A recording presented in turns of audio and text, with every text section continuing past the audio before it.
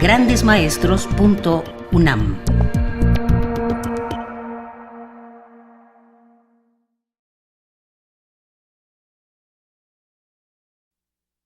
Todos, gracias por estar en esta cuarta sesión de nuestro curso Vergüenza de los Héroes.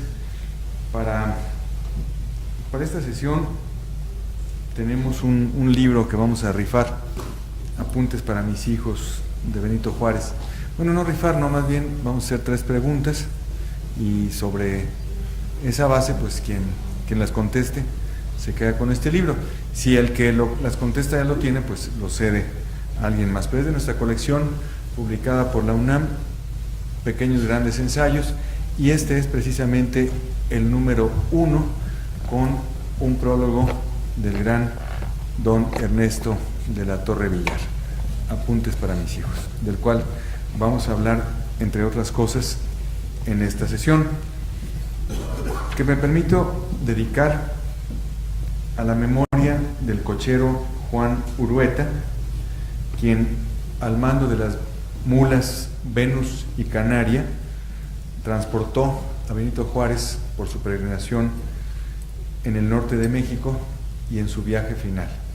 Jesús Urueta lo llevó tanto en su lucha por la legalidad a través del norte de México, como cuando llevó a cabo su última navegación hacia el Panteón de San Fernando. Y comienzo con 2 epígrafes de 2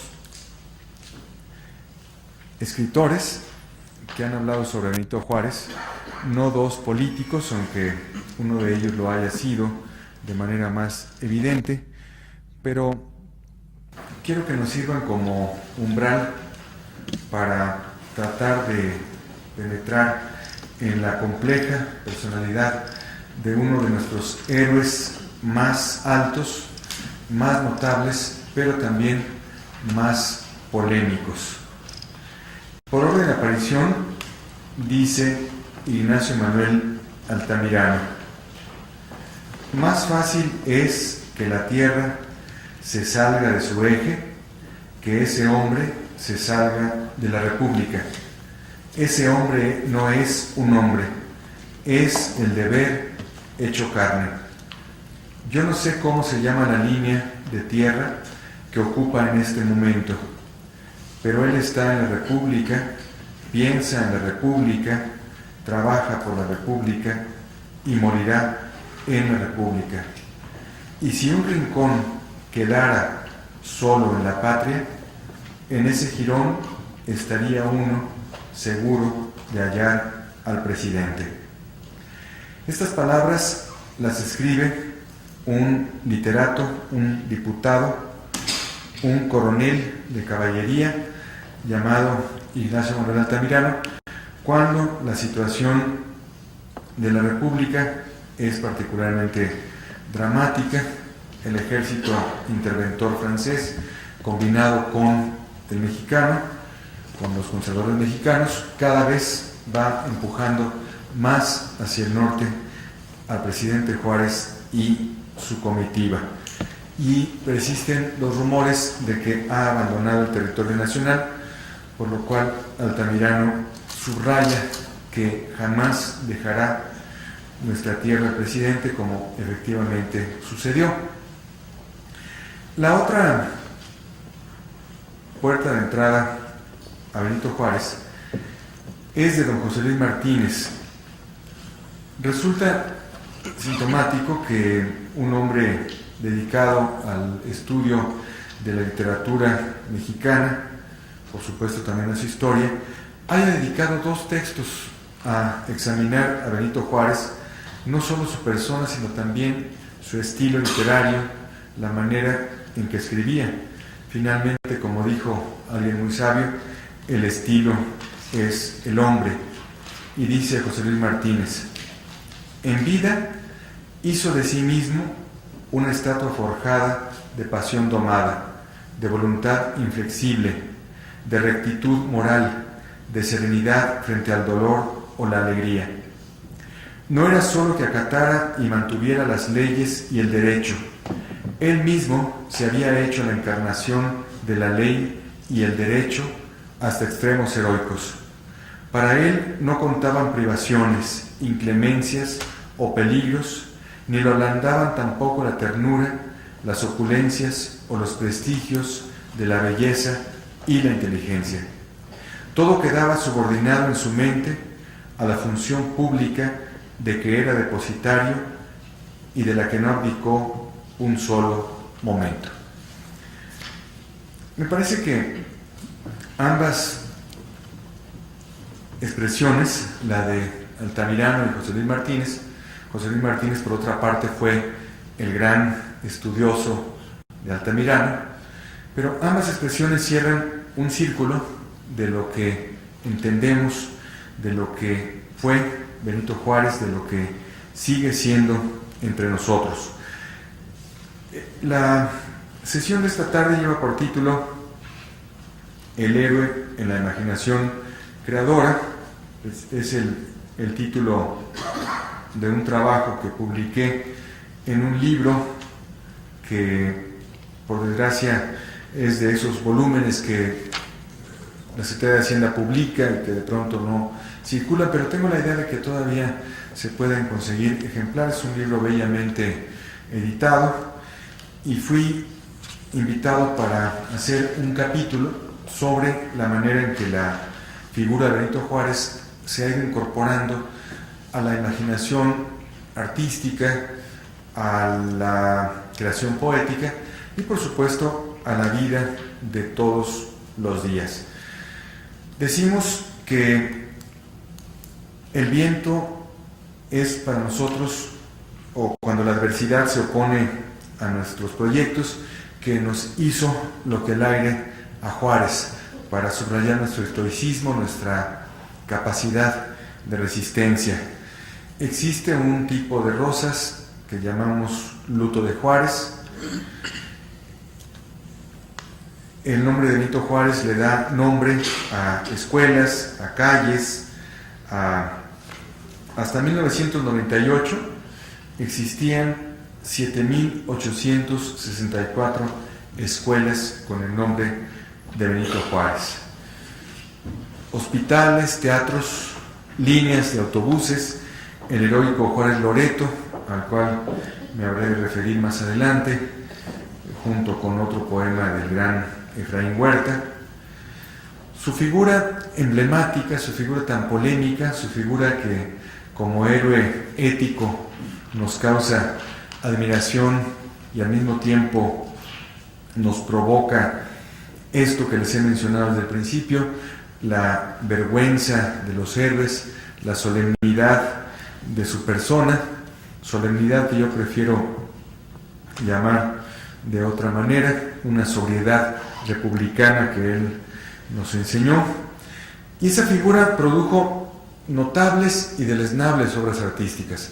Hay todo un catálogo de esculturas sobre Benito Juárez, hecho por el fotógrafo Paolo Gaori, y textos bajo la coordinación de nuestra querida escultora, digo nuestra porque ella fue la autora, coordinadora del espacio escultórico del que actualmente gozamos, Helen Escobedo, y este libro titulado Monumentos Mexicanos de las Estatuas de Sal y de Piedra, publicado en 1989, nos da cuenta de los numerosos ejemplos de esculturas que se han hecho de Benito Juárez, desde unas cuantas memorables hasta las múltiples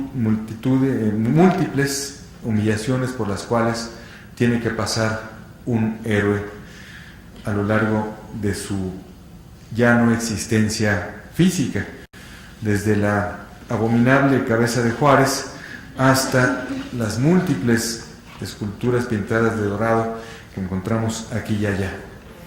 ¿Acaso excepción a la regla sea la que se encuentra en Culiacán, donde un Juárez que señala supuestamente el horizonte, pero desgraciadamente aquí las cosas fallaron, porque, bueno, no fallaron, pero salieron de otra manera, porque cuando la gente dice dónde se va al lugar donde están las muchachas malas, dicen por donde apunta Juárez, porque Juárez está señalando justamente hacia donde están las muchachas malas, que enseñan la libertad de conciencia. Así que en el fondo no estamos tan alejados de lo que quiso enseñarnos Juárez.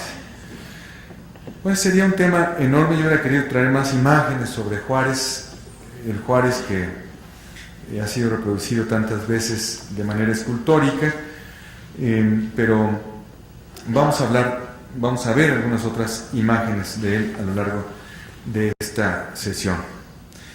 Bueno, sobre todo quiero compartir con ustedes, además de los ritos de paso del presidente Juárez, la manera en que entró de manera definitiva, permanente en nuestra historia. ¿Cuáles son los hechos que posteriormente nuestra imaginación y nuestra leyenda históricas han ido transformando, a veces deformando, a veces exaltando para mal de la figura de Benito Juárez? No voy a hacer una biografía exhaustiva, pero sí a recuperar algunos de los puntos esenciales de sus ritos de paso, de sus etapas fundamentales, esas que lo signaron de manera definitiva y que nos van a servir también para tratar de entender de qué modo esos hitos fueron convirtiéndose en interpretaciones históricas y también en creaciones artísticas. Comencemos por el nacimiento en Guelatao. Este niño indígena que hace en el año decisivo de su pubertad una caminata desde San Pablo Guelatao hasta Oaxaca, huyendo de la ignorancia oprobiosa y en busca del conocimiento. Múltiples leyendas se han tejido en torno a ese primer acto heroico de la vida del niño Juárez.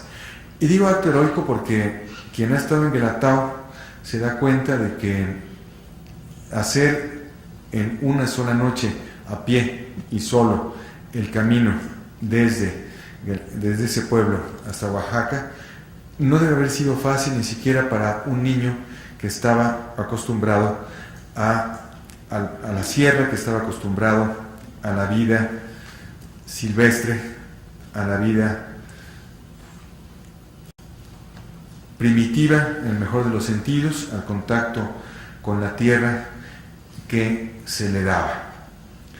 Don José C. Valadez, nuestro gran historiador, escribió un libro titulado El pensamiento político de Benito Juárez, que por fortuna el año bicentenario fue reeditado por el Fondo de Cultura Económica. Y me parece que en sus breves líneas, en las breves líneas que me voy a leer, sintetiza mejor que en muchas ficciones, que en muchas leyendas, lo que fue esta decisión del niño Juárez de abandonar un cerco de ignorancia y de oprobio que le rodeaba en su pueblo y salir en busca del conocimiento. Dice lo siguiente don José C. Valadez: la vida rural reflexiva, observación del orden cósmico, gobierno entre sí de las cosas, coordinación de las representaciones, régimen voluntario del reino animal, respeto a lo circundante extraño. A ver, regreso. Ahora, ¿podríamos apagar nuestros teléfonos, todo el mundo, por favor? Si no, vamos a tener que estar interrumpiéndonos. Repito, la vida rural reflexiva, observación del orden cósmico, gobierno entre sí de las cosas, coordinación de las representaciones, régimen voluntario del reino animal, respeto a lo circundante extraño, continuidad de la naturaleza, constituyó la primera escuela del ser interno de Juárez.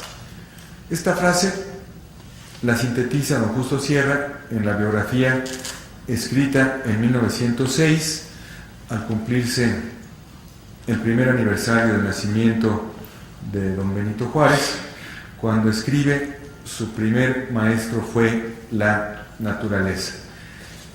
Y sigue más adelante don José C. Valadez con esto que me parece fundamental. También aprenderá Juárez con el ir y venir de sus ovejas la gimnasia del trabajo. Conocerá inequívocamente los esfuerzos en el individuo para tener el pan cotidiano y sentirá en su alma el principio de la responsabilidad de quien dirige.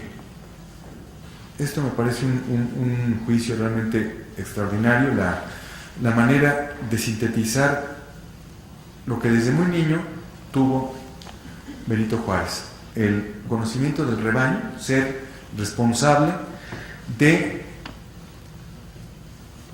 guiar a todos esos seres que dependían de él.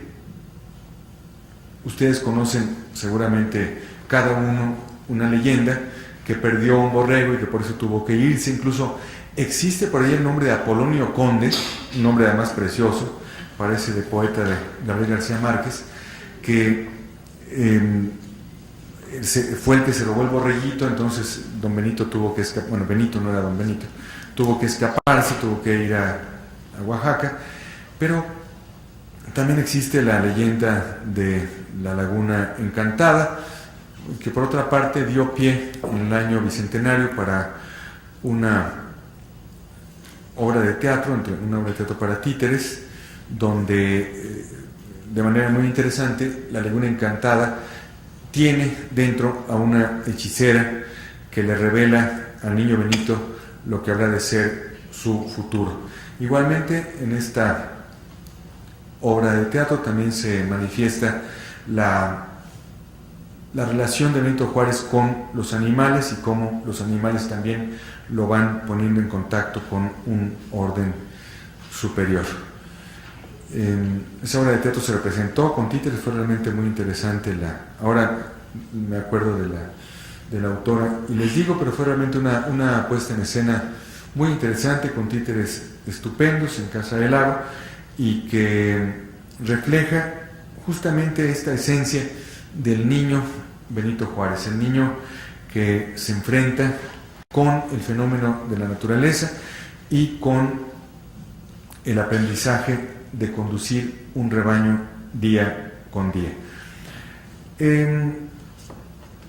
José Valadez, más adelante en este mismo libro, El pensamiento político de Juárez, nos va haciendo un paralelo entre Juárez y Maximiliano, tratando de demostrar, demostrando desde mi punto de vista, por qué Maximiliano no podía haber vencido.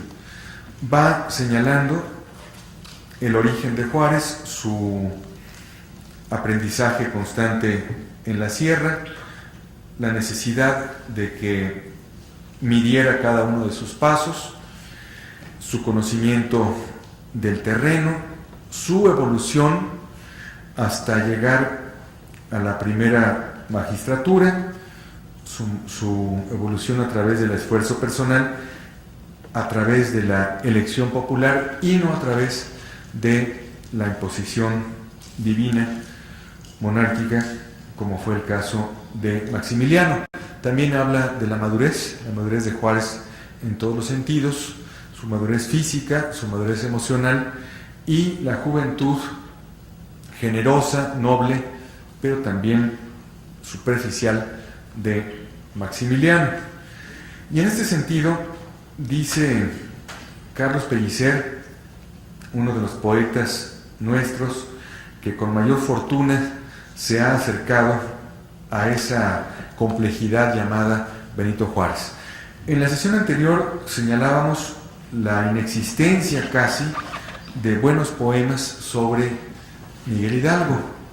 Sin embargo, de Benito Juárez, en 1972, con motivo del centenario de su fallecimiento, don Vicente Magdaleno, gran poeta nuestro, antiguo militante vasconcelista, publicó, con auspicios del gobierno del entonces presidente Luis Echeverría, un libro titulado Juárez en la poesía, una edición realmente muy bella, muy bien hecha. Se hizo una facsimilar posteriormente, y en la cual aparecen de manera cronológica todos, bueno, no todos, pero sí la mayor parte de los poemas escritos en torno al héroe, a nuestro héroe ético, como voy a tratar de demostrar después por qué lo llamo así. Y de todos ellos, tal vez algunos de los más interesantes son los escritos, qué bueno, por algunos de nuestros más grandes poetas: Rubén Bonifaz Nuño, Carlos Pellicer y Efraín Huerta. Más adelante me referiré a los de Huerta y a los de Rubén Bonifaz. En este momento les leo el de Carlos Pellicer, por lo que tiene que ver con el tema que estoy tocando. Mirando las fachadas de Mitla, nunca nada fue más bello en el mundo que esos muros sin fin. Pensé en la geometría de tu existencia, y cada greca me traducía tu gesto paladín. De precisión y ajuste, tu vida fue jornada, por la montaña siempre, jamás por el jardín. Un silencio telúrico y una mano empuñada, la columna secreta de esbelto polvorín. Hace apenas 100 años, la pólvora de un día mortal, Guadalajara mojó. La jerarquía del hombre sobre el tigre al trueno degolló. Pienso otra vez en Mitla, y en sus fachadas leo lo que hay en tu mirada cuando en tus ojos veo los caminos de México que tu mano apuntó. Bien, en este poema de nuestro gran Carlos Pellicer hay varios puntos fundamentales. Primero, las fachadas de Mitla, las grecas de Mitla, le evocan la geometría de la existencia de Benito Juárez.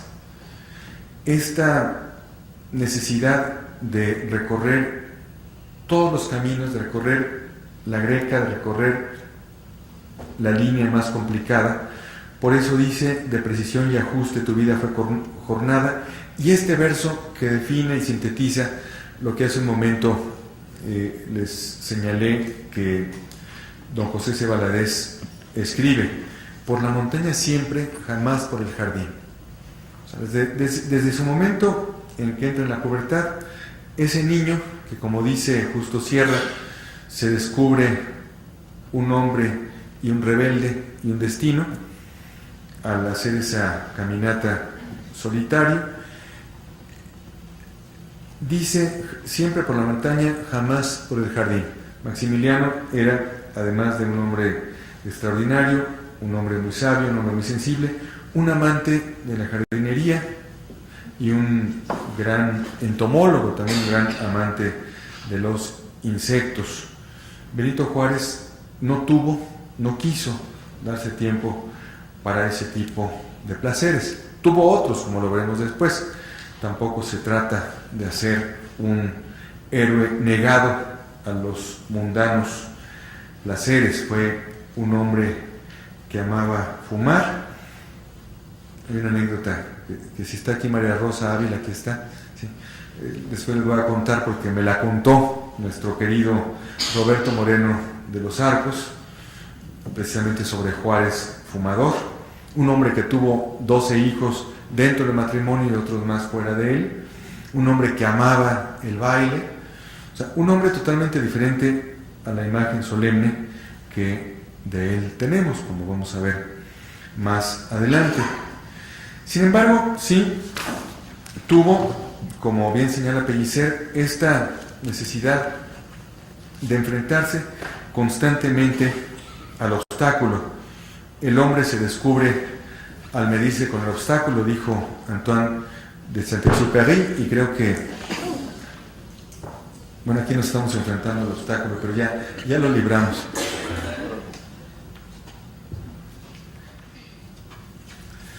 Entonces vamos a algunos momentos fundamentales, por ejemplo, su llegada a Oaxaca y su encuentro venturoso.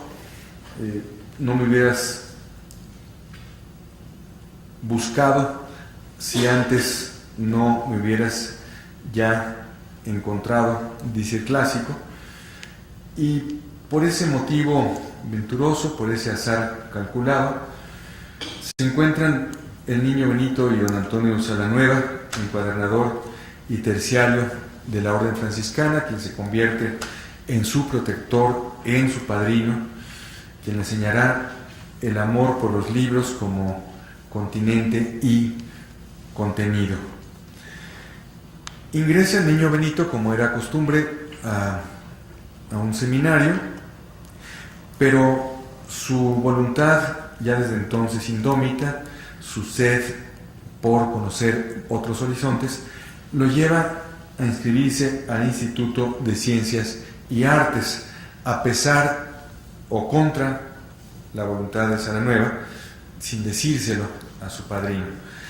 Los institutos de ciencias y artes eran considerados centros de herejía, centros de antirreligión, porque en ellos se trataba de enseñar al alumno, sobre todo, a ser un señor de sí mismo y precisamente de tratar de establecer los principios de una educación al margen del poder temporal de la Iglesia, no del poder espiritual, que de eso se trata toda la cruzada de Juárez, ¿no? Tratar de lograr la supremacía de la autoridad civil y quitar al clero ese poder que tenía sobre la sociedad en múltiples renglones.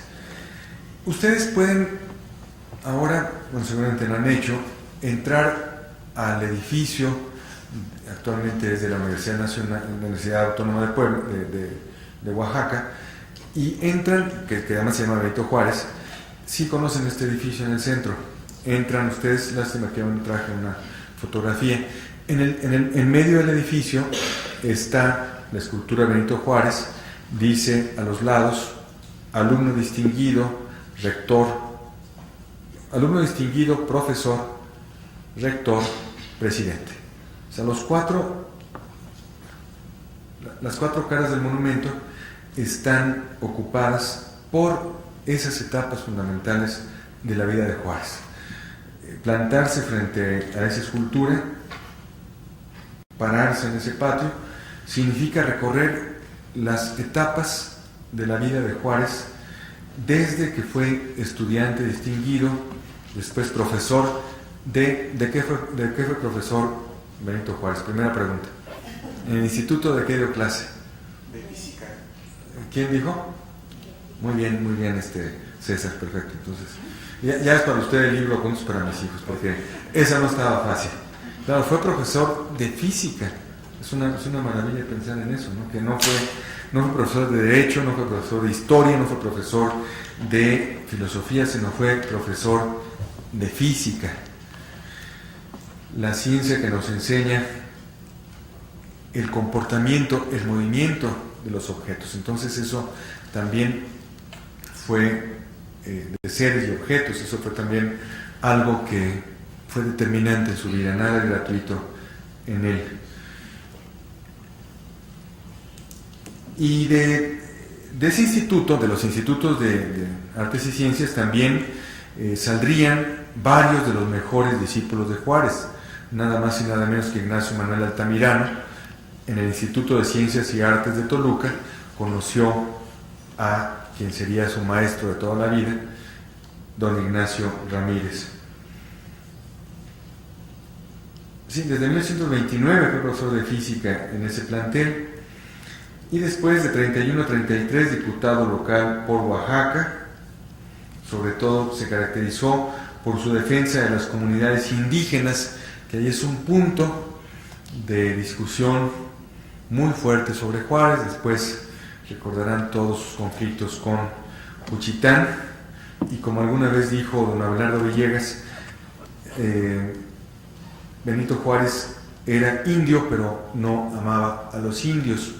Yo ahora discutía ese punto, se lo mencioné a Silvestre Villegas, hijo de don Abelardo, quien es un espléndido historiador que se ha especializado en esta época de Juárez y hasta fines del siglo XIX.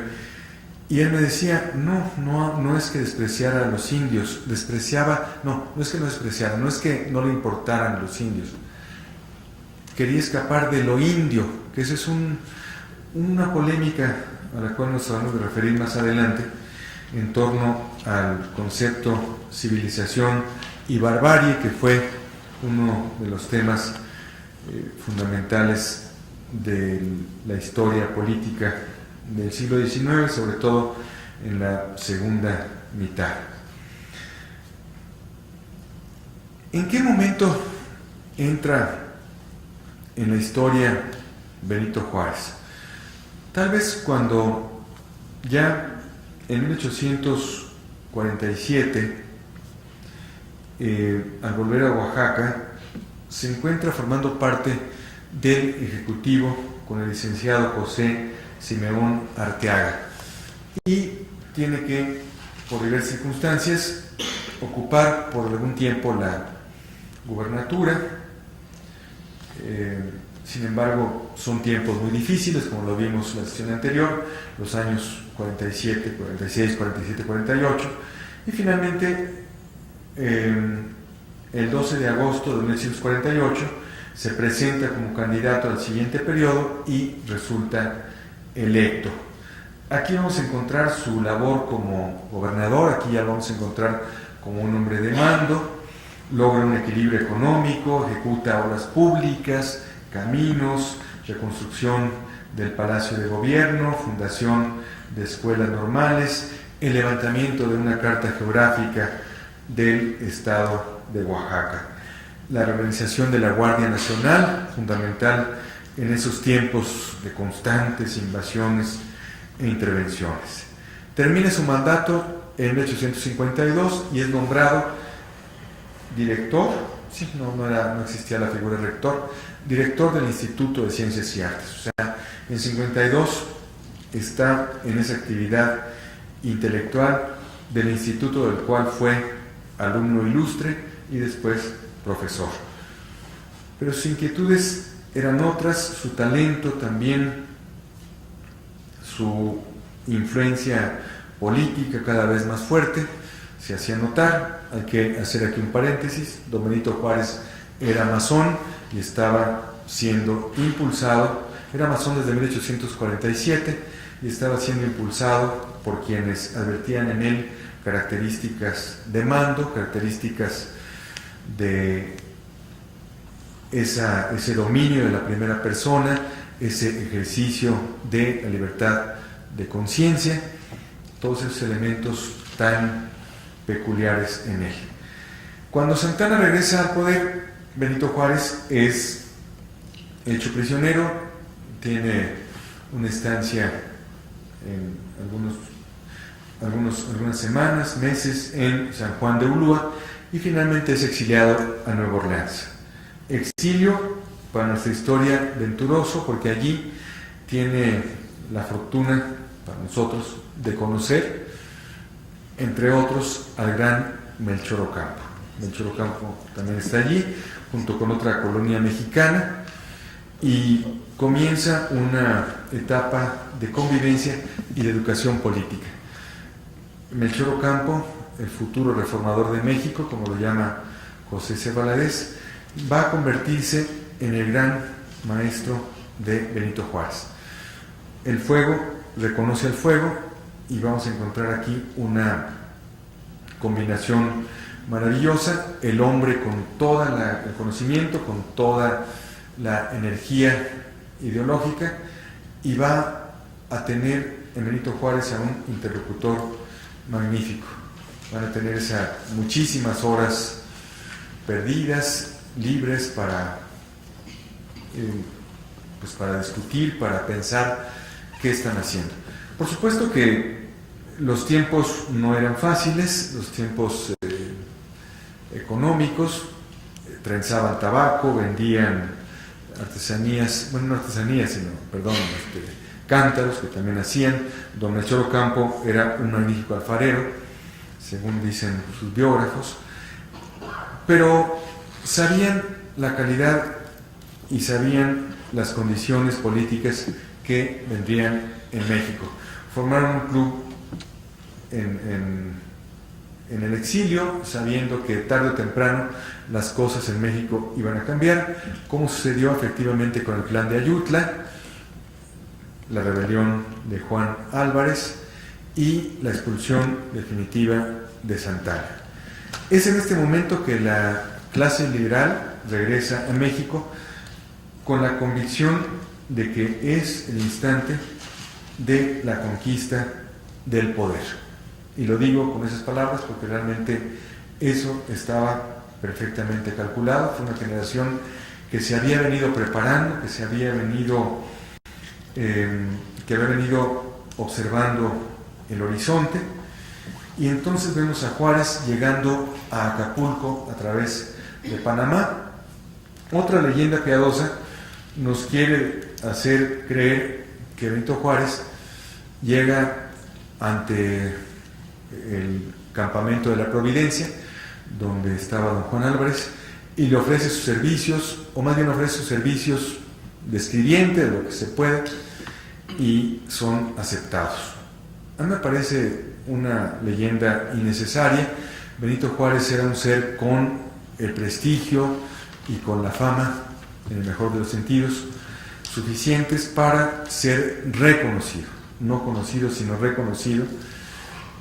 No dudo que haya hecho tareas de escribiente, pero hay una escena, una leyenda muy hermosa, pero me parece que con poco sentido de verosimilitud, en la cual se dice que alguien le dijo: usted es Benito Juárez, ¿cómo es posible que esté allí haciendo cartas? Venga, si vamos a darle un mejor puesto. Pero eso me parece un tanto inverosímil. Una leyenda bonita en torno a los héroes es la de Juan Álvarez. Eso no recuerdo qué autor la recoge, tal vez María Rosa tú la recuerdes, en este libro que se llama Ejemplos Mexicanos, donde un soldado de los rebeldes del Plan de Ayutla llega a la hacienda de la Providencia con su caballo, y entonces ve a un señor ahí sentado en el portal de la casa y le dice, le avienta la rienda y le dice: toma, paséalo. Y el señor, muy obediente, pues pasea al caballo para quitarle la agitación. Entra el soldado a dar el correo y dice el general Juan Álvarez. Entonces dicen: ese señor que está ahí afuera paseando el caballo. Entonces sale apenadísimo el soldado, dice: mi general, dice, no te preocupes, muchacho, aquí todos somos iguales.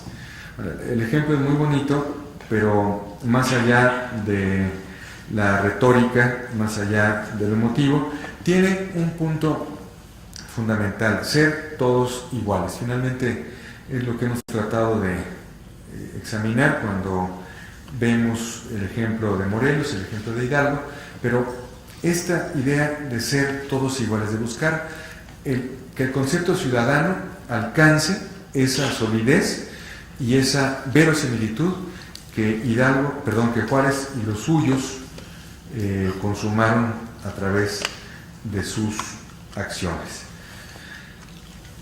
La Revolución de Ayutla va a ser definitiva para la vida de México, por supuesto también para la biografía de Benito Juárez. Su incorporación paulatina al gobierno, con el gobierno de Juan Álvarez, llega el momento en que los liberales van a llevar al terreno de la realidad lo que a lo largo de su experiencia política han intentado.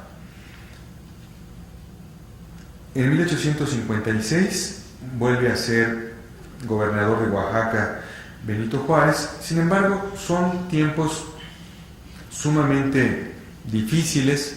Son los tiempos en que en la Ciudad de México comienza a pensarse en una nueva constitución, y es cuando surge precisamente el debate del Congreso Constituyente. Yo los convido, seguramente han estado allí, pero si no lo han hecho, y si ya lo hicieron, hay que volver a ese templo laico que es la Cámara de Diputados, el Congreso, que se encuentra en el interior del Palacio Nacional. Un local además muy interesante porque fue destruido por el fuego y gracias a una litografía de Pietro Gualdi, el pintor cuyo cuadro vimos la vez pasada, este cuadro donde están el ejército de Estados Unidos en el Zócalo, gracias a una litografía suya fue posible reconstruir todo el espacio. Grandesmaestros.unam